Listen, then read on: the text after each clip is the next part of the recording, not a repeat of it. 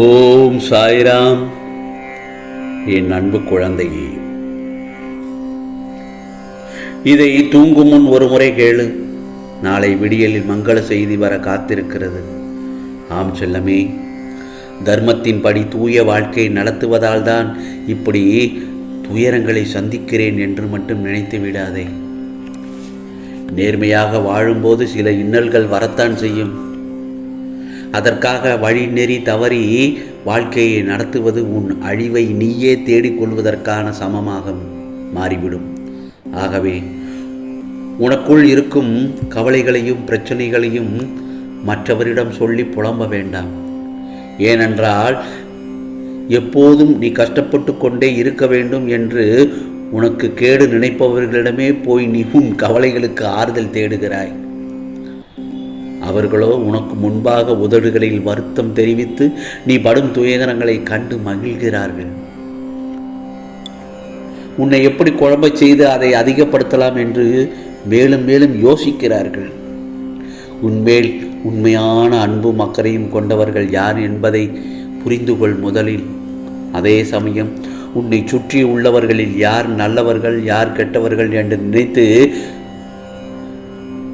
எல்லோருடையும் சந்தேகப்படாதே.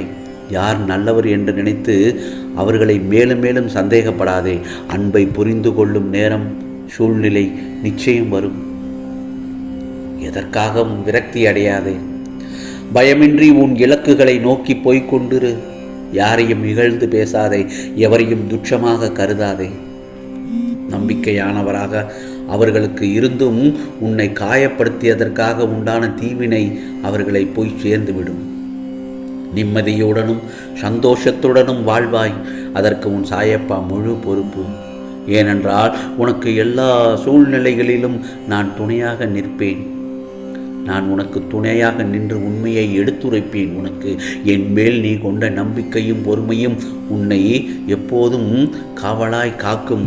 ஏனென்றால் என் வார்த்தைகள் மீது நம்பிக்கை வைத்து செயல்படுகிறாய் அல்லவா? நீ எல்லா செல்வ வளங்களையும் பெற்று நிம்மதியான வாழ்க்கையை விரைவில் வாழத்தான் போகிறாய். கவலைப்படாதே, நான் இருக்கிறேன்.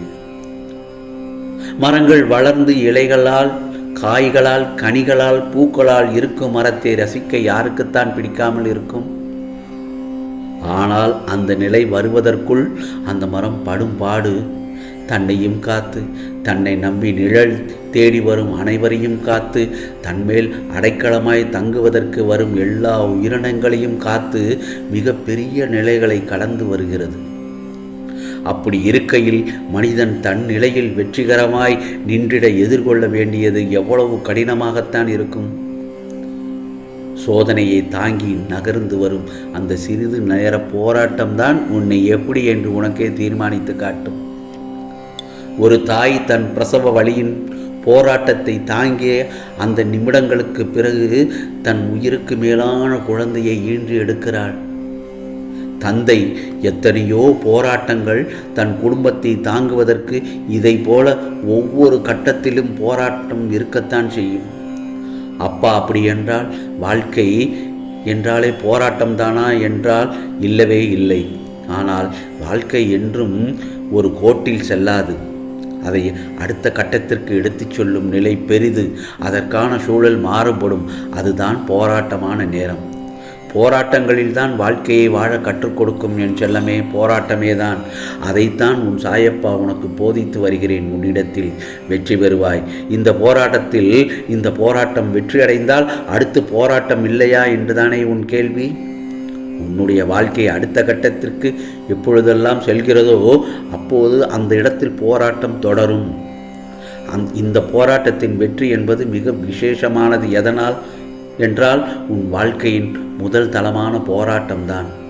நீ இப்போது எதிர்கொள்வது அதில் வெற்றி பெற்றால் பக்குவம் என்ற பொக்கிஷமாக மாறுவாய். அதனால்தான் கூறுகிறேன்.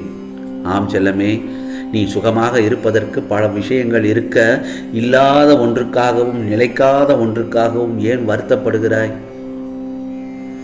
போராட்டங்கள் வேறு, வருத்தப்படுவது வேறு. உன் வருத்தம் உன்னை தடுமாற வைத்துவிடும். அந்த தடுமாற்றம் உனக்கு பயத்தை கொடுத்துவிடும். பயமே உன்னை மெல்ல மெல்ல கொன்றுவிடும்.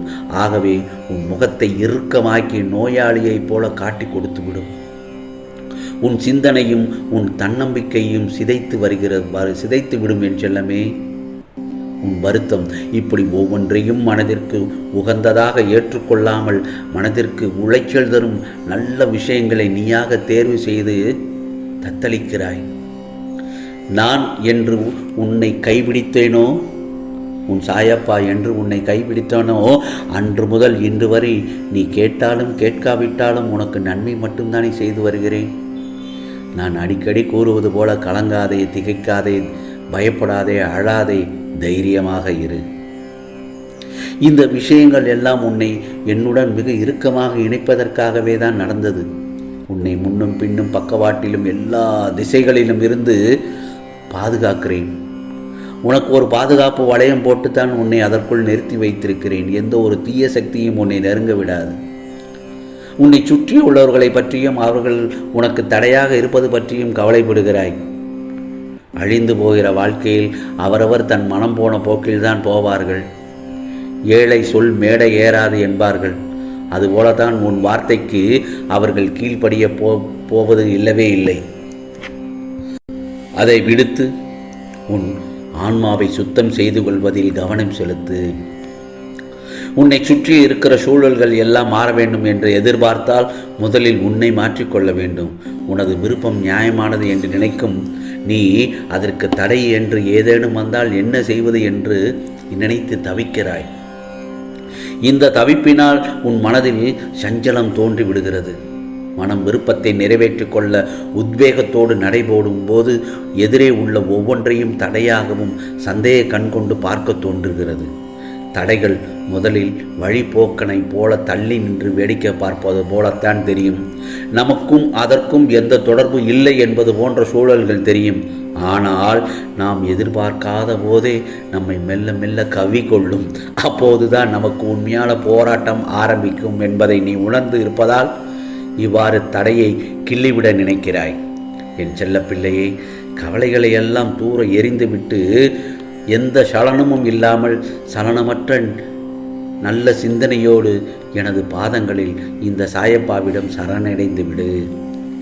அதைத்தான் உன்னிடம் கூறுகிறேன். அந்த காரணத்தினால் சகல துக்கங்களில் இருந்தும் விமோசனம் கிடைக்கும். உனக்கு தடைகள் எல்லாம் நொறுங்கிவிடும். ஏனென்றால் என்னுடைய பார்வைக்கு மிஞ்சிய சக்தி ஏதாவது இருக்கிறதா? யாரையும் புண்படுத்தும் வகையில் நடந்து கொள்ளாதே. ஆம், கர்மத்தையும் கர்வத்தையும் விட்டுவிடு. உன் சாயப்பா சொல்வதை கேட்டு நட. ஆம் செல்லமே, உன் சாயப்பா சொல்வதை கேட்டு நட. நிச்சயம் உனக்கு கஷ்டம் வந்து சுவடு தெரியாமல் போய்விடும்.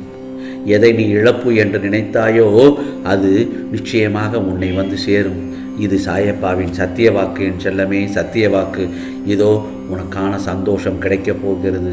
உன் கஷ்டம் கண்ணிமைக்கும் நேரத்தில் விலகப் போகிறது. நீயே ஆச்சரியப்படுவாய். நடக்கும், நிச்சயமாக நடக்கும். ஆம் செல்லமே, உனக்கான நாளைய பொழுது நல்ல பொழுதாகத்தான் விடியப் போகிறது. நீ நாளை நினைத்ததெல்லாம் நல்லதாகத்தான் நடக்கப் போகிறது. நல்லதே நடக்கும், நல்லதே நடக்கும். ஓம் சாய்ராம், ஓம் சாய்ராம். ராம்ஜி அருள் கிடைக்கட்டும்.